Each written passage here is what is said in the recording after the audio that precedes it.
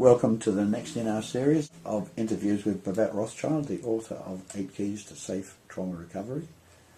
We've been going step by step through the keys, Babette, and we've reached now one that's in 2 parts. Right. And I think the 2 parts are important enough for us to take them separately. So the first of those 2 parts is forgive your limitations. Could you say something about how that's a key to safe trauma recovery? There's probably many limitations to forgive with regard to trauma. One of the things that I wanted to highlight in that key was the importance of self-forgiveness. Oftentimes when someone is traumatized, they feel angry with themselves that they weren't able to be in control, weren't able to stop whatever it was that happened to them or happened to another. And that can really interfere with one's relationship to oneself. I always have felt that the relationship we have to ourselves is the absolute most important relationship we have, more important than our friends and family and spouses and whatever, because we're with ourselves, what they call 24/7. Mm. So healing that relationship to the self, I think, is extremely important. So in the context of the book, what would you say the aim of this key is? Well, really, in light of what I just said, to help the victim of trauma be as forgiving of themselves as the culture has become and as the legal system has become, in terms of recognizing that there may be reactions that their brain and body have dictated that were not voluntary, that were in an effort to save them, but restricted their ability to respond in an active way against whatever it was that happened to them, so that they can forgive themselves for that automatic life-saving,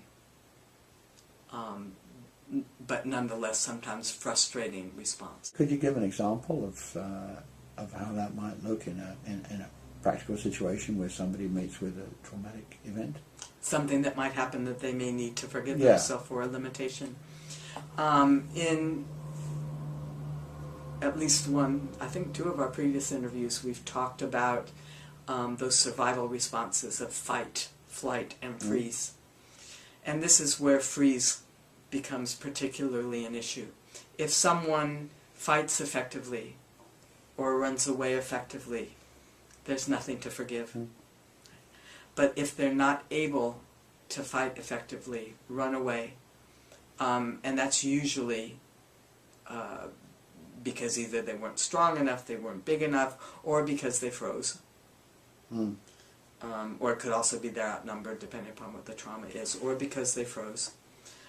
Then often compounding the horror of the trauma will be an anger with the self for not having been able to respond. And so what I'm hoping is to help people understand the nature of the physiological and nervous system responses that are actually designed to protect us from trauma, that can stop us from reacting. And when that's the brain's response, the survival center of the brain's response, that the best strategy is to not respond, to freeze. Sometimes it's absolutely the best thing, but can be hard to accept. Yeah, so it's like a choice that's not made consciously. Not made consciously. And the person feels responsible for it, Yes. as if they've made it as Yes, a yes. conscious choice. And certainly culturally and in the legal systems, for a long time, pretty much we're getting over that tendency now, but for a long time, when people were victims of trauma, victims of violence, if they hadn't responded, if they hadn't tried to fight back, if they hadn't tried to run away, they would be accused of being willing victims. And I think the culture itself is now becoming more informed about that and more forgiving as a culture. and the legal system also has been better informed to recognize that there are nervous system responses that are not voluntary. Thanks, Babette.